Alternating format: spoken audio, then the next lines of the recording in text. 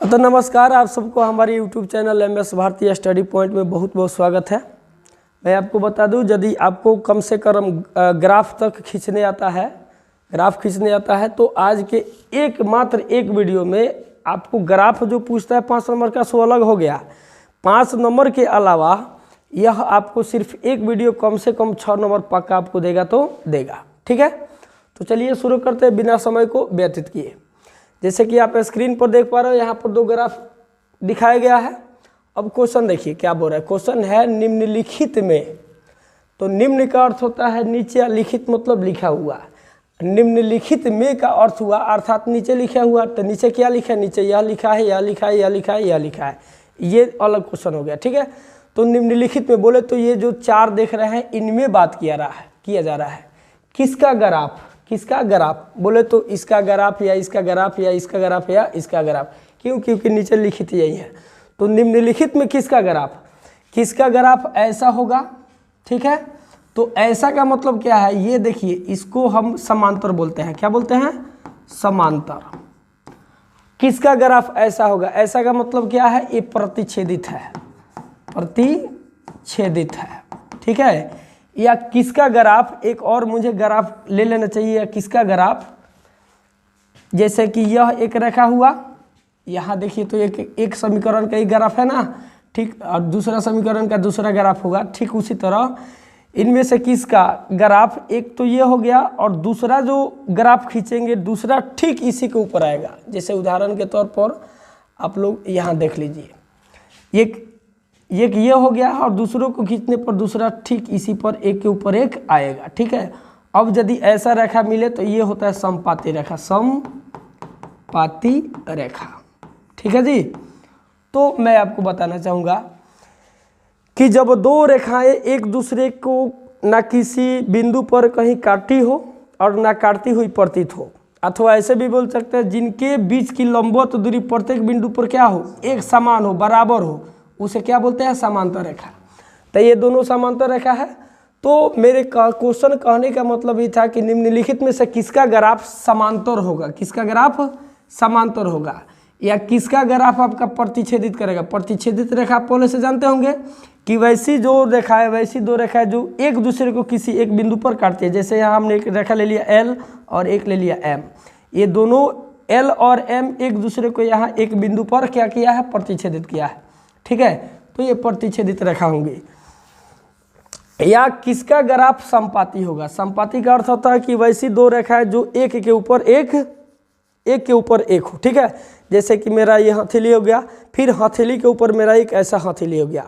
ठीक है, तो ये दोनों एक दूसरे को क्या कहलाएंगी? समपाती कहलाएंगी। ठीक है, तो मेरे क्वेश्चन कहने का मतलब ये था कि निम्नलिखित में से किसका ग्राफ समांतर होगा, किसका प्रतिच्छेदित होगा, या किसका समपाती होगा। और मैं बता दूं, ऐसे आपसे क्वेश्चन करे तो क्वेश्चन मात्र 1 नंबर का ही पूछा जाता है। कितने नंबर का? 1 नंबर का। तो ध्यान देंगे। अब फिर यहाँ सवाल उत्पन्न होता है कि सर जी केवल ग्राफ खींचने को बोलता है, तो 5 नंबर का पूछता है। कौन नंबर का? और ये दिया है जैसे कि ग्राफ 2 समीकरण दे दिया, पूछा कि इसका ग्राफ समांतर होगा कि प्रतिच्छेदित होगा कि समपाती होगा। तो पता कैसे चलेगा? जब खींचेंगे तब तो पता चलेगा। तो जब हम खींच कर ही पता करना है, तो केवल ग्राफ खींचने को कौन नंबर देता है? 5 नंबर का। ई क्वेश्चन कौन नंबर का दिया है? 1 नंबर का। पता कैसे चलेगा? तो कोई ना कोई इसका शॉर्ट फॉर्म होगा, क्योंकि केवल ग्राफे खींचने का हमको 5 नंबर दे देता है। और पूछा है ऐसा 1 नंबर का क्वेश्चन पूछा है, तो यहाँ कोई ना कोई शॉर्ट फॉर्म जरूर काम कर रहा होगा। ठीक है, अर्थात मेरे कहने का मतलब ये था कि यहाँ ग्राफ खींचने के ऐसे क्वेश्चन को जवाब देने के लिए ग्राफ खींचने की जरूरी नहीं पड़ना चाहिए। ठीक है, तो आखिर वो बुद्धि क्या है जिससे हमको पता चल जाए कि बिना ग्राफ खींचे पता चल जाए ये जो समीकरण देख रहे हैं इसका ग्राफ समांतर होगा कि प्रतिच्छेदित होगा या समपाती होगा आखिर वो शॉर्ट फॉर्म हमारे हो सकते हैं तो क्या हो सकते हैं। तो चलिए, इसके लिए आप लोग बने रहिए, आगे चलते हैं हम लोग। तो मैं आपको बता दूं, इसका शॉर्ट फॉर्म ये होता है। अच्छा, इसके शॉर्ट फॉर्म को जानने से पहले आप सबको A1 A2 B1 B2 C1 और C2 की जानकारी होना चाहिए। ठीक है, इसमें हम देख रहे हैं दो ए है जिसमें एक A1 है, A2 है, उसी तरह B का 2 है और C का भी 2 है। ठीक है जी, तो अब रहा इसमें A1 A2 B1 B2 और C1 C2 है तो क्या है, तो इसमें का मैं एक समीकरण लेकर आपको A1 A2 B1 B2 C1 C2 को बता दूं। जैसे क्वेश्चन नंबर 1 का देखते हैं, x minus 2y equal to 0 है, फिर है एक है 3x plus 4y equal to 20 है। समीकरण 1 हो गया, समीकरण 2 हो गया। चूंकि यहाँ बात किया गया है ए बी और सी का, चूंकि ए दो गो है इसलिए एक A1 है और एक A2 है, एक B1 है तो एक B2, एक C1 है तो एक C2 है। तो ये हमारा ABC आखिर है तो क्या है, तो इसमें देख रहे हैं 3 पद आ रहा है ABC, और चूंकि 2A 2B 2C होने की वजह से एक का नाम A1 एक का नाम A2 रखा गया। ठीक है, तो ये जो समीकरण हम देख रहे हैं, इस समीकरण में गौर से देखेंगे तो 3 गो पद प्राप्त होगा। एक पद ये है, दूसरा पद ये है और तीसरा पद ई है। इसमें भी देखिएगा तो 1 पद 2 पद 3 पद।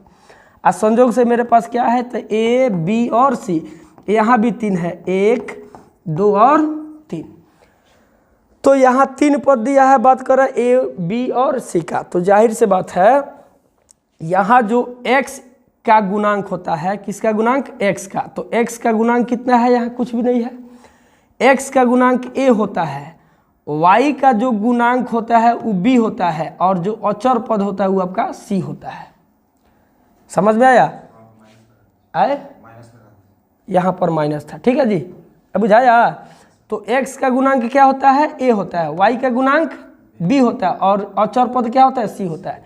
ठीक उसी तरह यहाँ x है, x का गुणांक यहाँ हाई हो गया आपका a हो जाएगा, y का गुणांक आपका b हो जाएगा, और अचर पद क्या हो जाएगा, c हो जाएगा। तो यहाँ देखिए 2 गो a आ रहा है, समीकरण 1 में का एक a b c और समीकरण 2 में भी a b c, इसलिए हमने एक का नाम रख लिया A1 B1 C1 A2 B2 C2।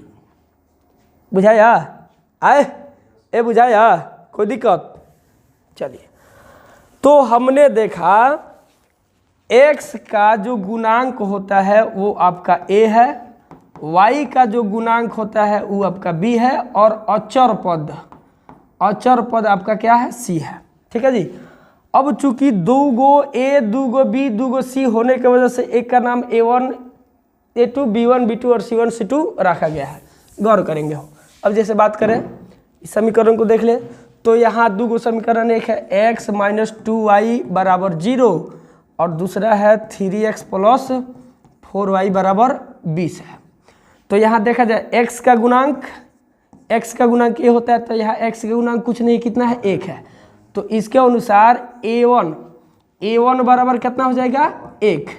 ठीक है, और B1 बराबर कितना हो जाएगा, -2, चूँकि B का गुणांक ये ना है, -2 ना है, और C1 बराबर कितना है, 0 है, कोमा A2 बराबर कितना है, अब A2 के लिए समीकरण 2 में जाएंगे, A2 बराबर 3 है, कोमा B2 बराबर कितना है, यहाँ 4 है, तथा यहाँ C2 बराबर कितना है, 20 है।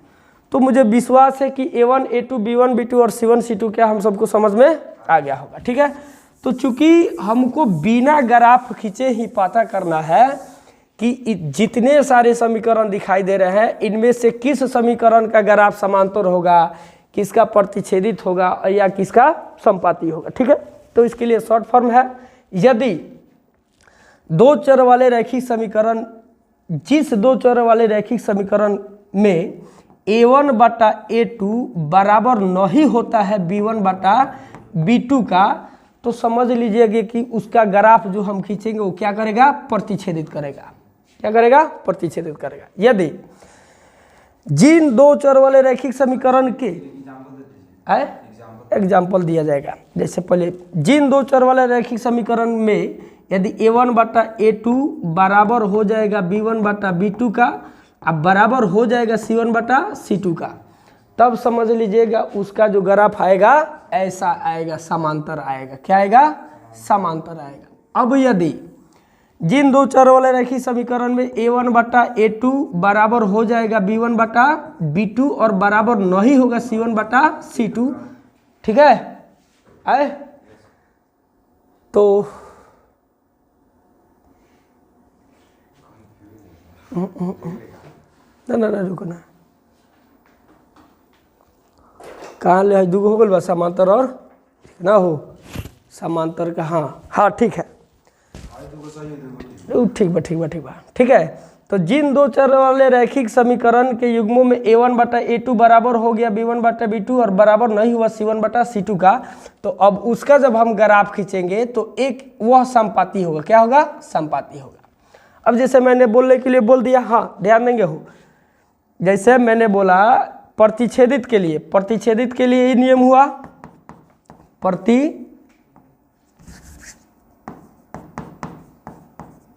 प्रतिच्छेदित के लिए ये नियम हुआ, यदि जो इसका पालन कर रहा है उसका ग्राफ प्रतिच्छेदित करता है, जो इसका पालन करता है इसका वो क्या होता है? समांतर होता है, और जो इसका पालन करता है वो क्या होता है? समपाती होता है। ठीक है, तो आप लोग इसको नोट आराम से कर सकते हो। ठीक है, वीडियो रोक कर आप लोग नोट कर लेना। अब आगे चलते हैं, अब उदाहरण से देखा जाए। जैसे देखते हैं, ये जो समीकरण दिया है इसका ग्राफ इसमें से आखिर होगा तो क्या होगा? जैसे देखा जाए तो थोड़ा छोट नहीं हो सकता है? कौन हई हो जाला हो जात हुई पता नहीं है, उदाहरण है लो दिया दिए ओकरा मटका सेट करते है, होइयो गेलो कि हम मटका दिए ओकरा दे दिए। ठीक बा,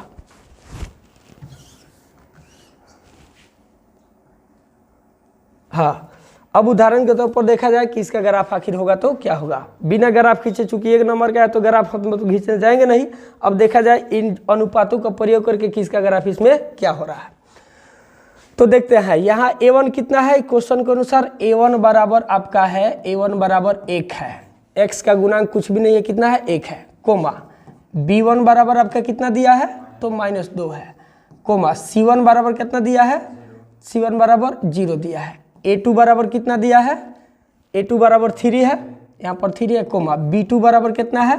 तो b2 बराबर 4 है, तथा यहाँ c2 बराबर कितना दिया है? तो 20 दिया, 20 दिया। ठीक है, अब a1 a2 b1 b2 c1 c2 के अनुपातों के प्रयोग करके हम देखते हैं कि इसका ग्राफ क्या होने वाला। ठीक है, तो चलिए मान रखते हैं a1 उसमें कितना है? 1 है, बटा यानी अनुपात a2 कितना है? तो a2 कितना है? 3 है, b1 कितना है? तो -2 है, अनुपात b2 कितना है? तो 4 है, c1 कितना है? तो 0 है, c2 कितना है? तो आपका 20 है। ठीक है, अब देखिए a1 बटा a2 क्या b1 बटा b2 के बराबर है?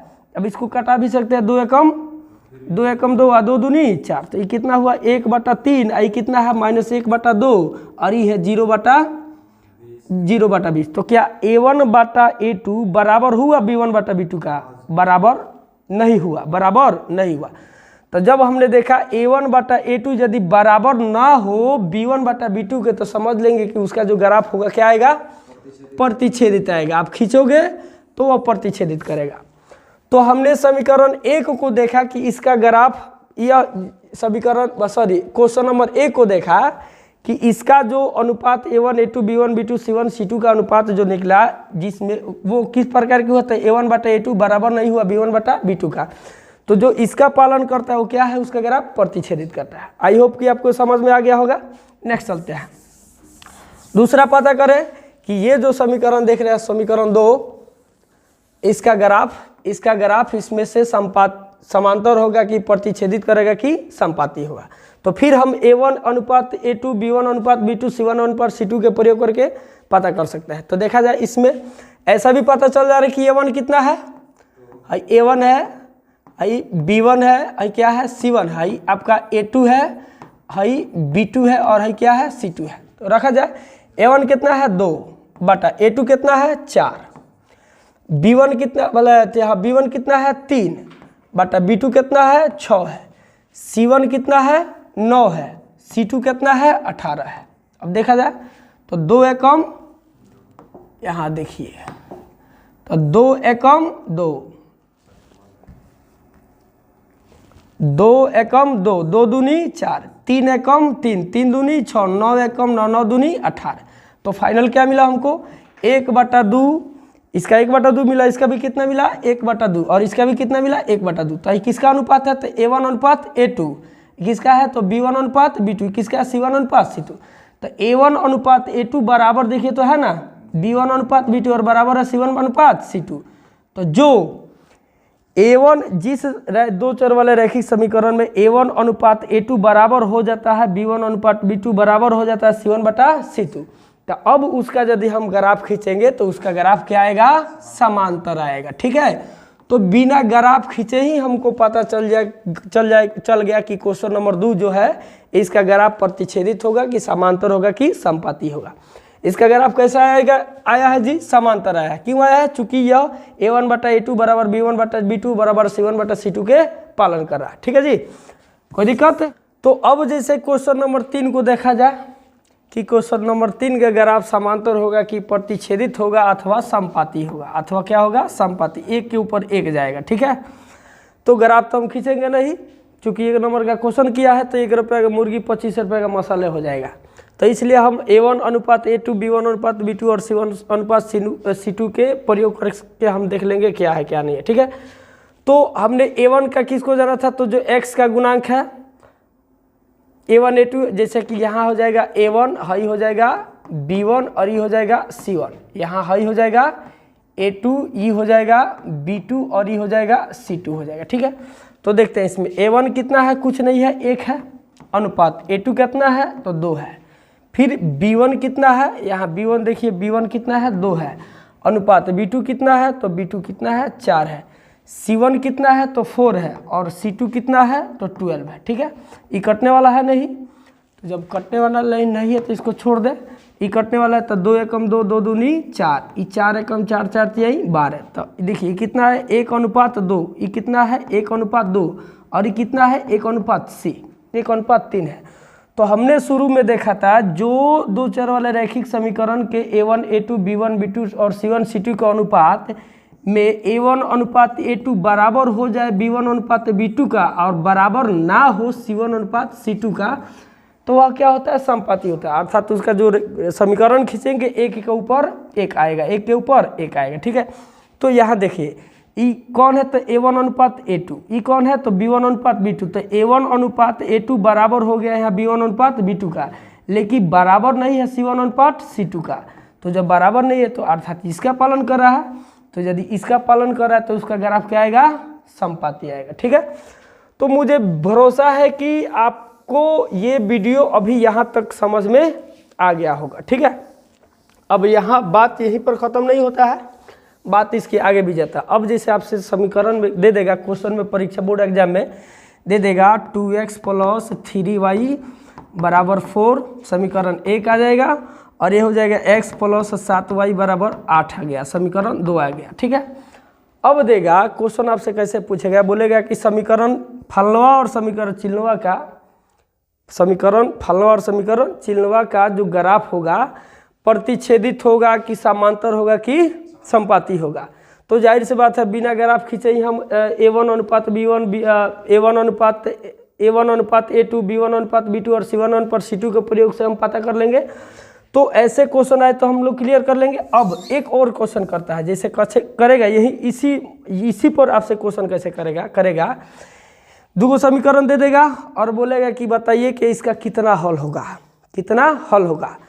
तो ऑप्शन में रहेगा केवल एक हल होगा, ऑप्शन में रहेगा अनेक हल होगा, और एक में रहेगा कोई हल नहीं होगा, कोई हल नहीं होगा, और ऑप्शन डी में रहेगा आपका इनमें से कोई नहीं है। क्वेश्चन वही है। ठीक है, तो इसके लिए हम तैयार होते हैं 100%। जैसे कि इस पर एक जो क्वेश्चन पूछा जाता है कौन समांतर समपाती और प्रतिच्छेदित है, 1 नंबर के भी पूछेगा और 1 नंबर का इसमें से भी पूछेगा, गारंटी है 100% पूछता है तो पूछता है। दो समीकरण दे देगा, पूछेगा कि बताइए इसका एक हल है कि अनेक हल है कि कोई हल नहीं है कि इनमें से कोई नहीं है। ठीक है, तो ध्यान देंगे, ये भी बहुत आसान है, इसी को देख लीजिए। यहाँ देखते हैं, यहाँ एक जो ये समीकरण ग्राफ है और एक ये ग्राफ है, एक दूसरे को कहाँ काटे हैं तो एक दूसरे को x के 3 पर और y के 1 पर। तो यहाँ x बराबर कितना हुआ है, x बराबर 3 और y बराबर कितना 1। सो आप यहाँ देख पा रहे हैं। ठीक है, x का वैल्यू यहाँ कितना है 3 है और y का वैल्यू कितना है 1 है। तो मैं आपसे पूछूँ यहाँ x का कोई गो मान है, तो x का सिर्फ एक ही गो मान है, वो कौन है 3 है, और y का कोई गुमान है तो y का भी एक ही गुमान है, वो कौन है? एक है। ठीक है, तो ऐसा क्यों हुआ? ऐसा इसलिए हुआ यदि दो ग्राफ एक दूसरे को जितने बिंदु पर प्रतिच्छेदित करते हैं वहाँ x के उतना ही मान होता है और y के उतना ही मान होता है। कहने के मेरा मतलब ये था, यदि ये दोनों एक दूसरे को एक ही बिंदु पर प्रतिच्छेदित किया तो x का कोई गुमान एक गो और y का दो गो। यदि एक दूसरे को अनंत बिंदुओं पर प्रतिच्छेदित किए होते तो x का कोई गुमान आता? अनेक। माने एक दूसरे के जगह काटी तो एगो मान आई, एक जगह काटी तो x के भी एक एगो और y के भी एगो। एक दूसरे के 1000 बिंदु पर काटी तो x के भी कोई गो मान आई? 1000 y के। आ एक दूसरे के कोई ना काटे तो कौन ना हो, कोई हल होगा? काटो तारे एक जगह तो कोई गो हल? एक हल। अनेक जगह काटो तारे तो अनेक हल। आ कहीं नहीं कौन काटो तो कटब तब नू आए, कटब तब नू तार हल हो। समझ में आया? तो जैसे क्वेश्चन पूछा है कि ये जो दो चर वाले रैखिक समीकरण के दो युग्म देख रहे हैं, इसका एक हल होगा कि अनेक हल होगा कि कोई हल नहीं होगा? तो एक हल कब होगा? जब एक जगह प्रतिच्छेदित करेगा तब। अनेक हल कब होगा? जब एक दूसरे के बहुत जगह प्रतिच्छेदित करेगा, अर्थात क्या होगा? संपाती होगा। कोई हल नहीं होगा कब? जब एक दूसरे को कोई प्रतिच्छेदित नहीं करेगा तब। समझ में आया? आए अब देखते हैं। तो पूछा गया कि इसका कोई गो हल होगा, माने इनमें से कौन सा सही होगा इस समीकरण के लिए। ठीक है, तो यदि प्रतिच्छेदित किया तो एक हल, तो प्रतिच्छेदित करता है उसके लिए शर्त क्या होता है? तो हम सब ने लिखा a1 बटा a2 बराबर नहीं होना चाहिए b1 बटा b2 का। तो ये जो समीकरण हम देख रहे हैं, ये समीकरण यदि इसका पालन कर रहा है तो इसका कोई गो हल होगा? एक गो। काहे कि प्रतिच्छेदित किया है, प्रतिच्छेदित की स्थिति में कोई गो हल? एक गो हल। तो देखते हैं यहाँ a1 कितना है? 2 है, a2 कितना है? 1 है, b1 कितना है? 3 है, b2 कितना है? 7 है, c1 कितना है? 4 है, c2 कितना है? 8 है। तो ये तो कटने वाला नहीं, ये कटने वाला। देखिए तो a1 बटा a2 बराबर हुआ b1 बटा b2 का? नहीं ना हुआ। तो इसका जो कई गो हल होगा? एक हल होगा। क्यों? क्योंकि प्रतिच्छेदित कर रहा है। कई जगह प्रतिच्छेदित कर रहा है? एक जगह। तो हल कई गो होगा? एक गो होगा। ऐ बुझाया? आए अब देखते हैं। हाँ, अब जैसे इसी को दे दिया आपसे, यही दे देगा। बताइए इसका कोई गो हल होगा? इसका कोई गो हल होगा?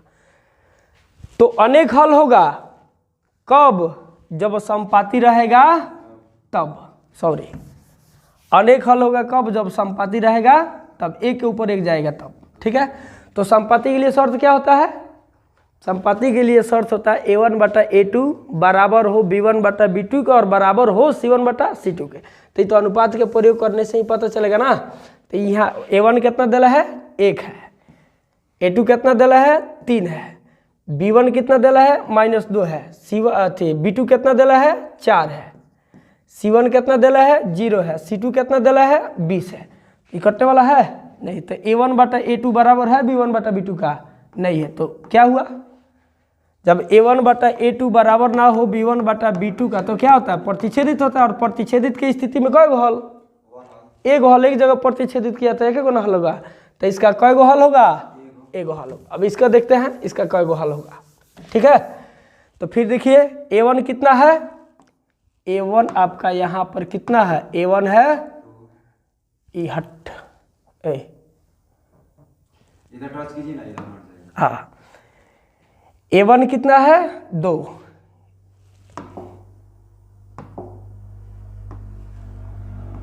है, a2 कितना है? 4 है, b1 कितना है? 3 है, b2 कितना है? 6 है, c1 कितना है? 9 है, c2 कितना है? 18 है। तो 2 एकम 2, 2 दूनी 4, 3 एकम 3, 3 दूनी 6, 9 एकम 9, 9 दूनी 18। देखिए तो ये कितना आया? 1/2 अनुपात फिर 1/2 फिर अनुपात 1/, सब कहीं ना आया। तो क्या है? a1 अनुपात a2 बराबर बा b1 अनुपात b2 का बराबर बा c1 अनुपात c2 का। ठीक है, तो जब a1 अनुपात a2 बराबर हो जाए b1 अनुपात b2 बराबर हो जाए c1 अनुपात c2 तो क्या होता है? समांतर होता है। और समांतर की स्थिति में कोई गो हल? x का, x के कोई गो मान? एको ना, और y के कोई गो मान? एको ना। का कटिए तब नू। जैसे तू हम तरह एक दिन बनिहारी करम तो कई दिन के रुपया देबो? 10 दिन बनिहारी करम तो, अनंत दिन बनिहारी करम तो आ एक दिन ना करम तो कहाँ से दे देबो। तो एक दूसरे के एक जगह काटो तरह तो कई गो हल, एगो हल। एक दूसरे के अनंत जगह काटता रहे एगो हई बा, फिर वही पर एगो रही चलते गल तो अनंत जगह न कटलस तो कई गो हल अनंत, आ कहीं ना कटलो तो कई गो हल, एको ना। तो है कर कई गो हल बा, कोई हल नहीं है। तो ऑप्शन देगा ये दो चर वाला रैखिक समीकरण देख रहे हैं, इसका एक हल होगा, अनेक हल होगा, अपरिमित रूप से अनेक हल होगा, या कोई हल नहीं होगा, या इनमें से कोई नहीं है। तक किसके साथ जाएंगे, हैकरा खातिर केकरा संग जाए, तो कोई हल नहीं के संग है। समझ में आई। अब देखते हैं फिर ये जो समीकरण देख रहे हैं दो, भला ये जो 3 है इसके भी बारे में देख लिया जाए, इसका कई गो हल होगा, इसका कई गो हल होगा, ठीक है। तो फिर A1 अनुपात A2, B1 अनुपात B2 और C1 अनुपात C2 के प्रयोग करके देख लें। तो A1 कितना दिला है, 1 है, बटा A2 कितना है, 2 है, B1 कितना है, 2 है, B2 कितना है, 4 है, C1 कितना है, 4 है, C2 कितना है, 12 है। इतना ही कटने वाला है, 2 एकम 2, 2 दूनी 4 एकम 4, 4 तिहाई 12। तो कितना हुआ 1 अनुपात 2, इहो कितना हुआ 1 अनुपात 2, और इहो कितना हुआ 1 अनुपात 3। तो यहाँ A1 अनुपात A2 बराबर B1 अनुपात B2 के लिए कि बराबर नहीं है C1 अनुपात C2 का। तो क्या है, संपाती है। तो संपाती है, तो संपाती की स्थिति में कई गो एक दूसरे को कितने बिंदु को प्रतिच्छेदित किया, अनंत। कहता ना हेउजा कटलबा, हेउजा कटलबा, देखा तुम्हारा हो आए नहीं क्या कटला है, हेउजन एक दूसरे के, हेउजन हर एक अनंत बिंदु पर एक दूसरे के क्या किया है, प्रतिच्छेदित किया, अनंत बिंदु पर प्रतिच्छेदित किया। तो इसका कई गो हल होगा, अनंत हल होगा, ठीक है। तो इतना समझ में आ गया। अब ध्यान देंगे, अब क्वेश्चन एक ही रहेगा, क्वेश्चन वही रहेगा। अब इस पर इससे आपका चाहिए हो गया, कोई भी ले लेता है, इस पर 2 टाइप के क्वेश्चन करेगा। क्वेश्चन करेगा कि बताइए जो क्वेश्चन देख रहे हैं इसका ग्राफ संपाती होगा कि समांतर होगा कि प्रतिच्छेदित होगा। तो समांतर के लिए सूत्र है A1 बटा A2 बराबर हो B1 बटा B2 का बराबर हो C1 बटा C2 का हो। ग्राफ खींचने की कोई जरूरी ना पड़ेगा। फिर पूछेगा कि एक क्वेश्चन ही कर लिया, समांतर है कि संपाती है कि प्रतिच्छेदित है, इनमें से कोई नहीं है। दूसरा करेगा कि एक हल है, ये क्वेश्चन रहेगा, इसका एक हल है कि अनेक हल है कि कोई हल नहीं है, कि इनमें से कोई नहीं हल, ठीक है। तो एक हल के लिए सूत्र क्या होता है, A1 बटा A2 बराबर ना हो B1 बटा B2 का। समझ में है ना। तो ऐसा हो जाएगा, क्लियर हो जाएगा, बुझाई लो। चलो अब आगे देखियो। हाँ, अब यहाँ है 2-3 चीज हमको समझना है। इस पर 2 टाइप को क्वेश्चन एक ही है, 2 टाइप पूछेगा, सो हमने तैयार हो गया। तीसरा टाइप भी पूछता है आपसे, तीसरा टाइप भी पूछता है। जैसे समीकरण दे देगा और बोलेगा बताइए इस समीकरण, यह जो समीकरण है अधिरोधी होगा कि संगत या आश्रित होगा, संगत या आश्रित हो गया या असंगत होगा। बुझाई, 2 तो टाइप हो गए है। तो ध्यान दियो, तो जवन A1 बटा A2 बराबर ना होला B1 बटा B2 के, ओकरे के क्या कहल जाला, अविरोधी। क्या बोला जाता है, अविरोधी। तो फिर ये जो क्वेश्चन दिया है इसमें देख लेंगे A1 बटा A2 बराबर नहीं होगा B1 बटा B2 के, तो किस ऑप्शन के साथ जाएंगे, अविरोधी के साथ जाएंगे। यदि A1 बटा A2 बराबर हो जा रहा है B1 बटा B2 के और बराबर भी हो जा रहा है C1 बटा C2 के, तब किसके साथ जाएंगे, किसके साथ ना, ई जाएंगे असंगत के साथ। किसके साथ, असंगत के साथ। बुझाई, कोई दिक्कत। अच्छा, यदि A1 बटा A2 बराबर हो जाए B1 बटा B2 का और बराबर ना हो C1 बटा C2 के, तो किसके साथ जाएंगे, संगत या आश्रित के साथ। किसके साथ, संगत या आश्रित के साथ। समझ में आई, कोनो दिक्कत हो तो बस ये जो 3 गो देख रहा है, इस 3 गो के आधार पर आपसे कितना नंबर का क्वेश्चन पूछा जाएगा, 3 नंबर। तो ये लोग 100%। कभी कभी ये भी होता है कि एक गो प्रकार को दोहरा देवे, 2 जगह पूछ लेवे। तो इस तरह 1-2 नंबर का और क्वेश्चन करता है आपको, जैसे दे देगा 2x प्लस k बराबर 7, 5x प्लस 7y बराबर जैसे दे दिया 8, दे देगा इस समीकरण में k के किस मान के लिए, k के किस मान के लिए, इसका अपरिमित रूप से अनेक हल होगा या इसका कोई हल नहीं होगा। तो इसी ऑप्शन में ना 7 मान, इसी ये जो जानकारी रहेगा उसी के अनुसार बनता है। तो कुल मिलाकर हमारा 6 नंबर का नहीं हो जाएगा, कौन नंबर का, 6 6 नंबर का, तो ध्यान देंगे।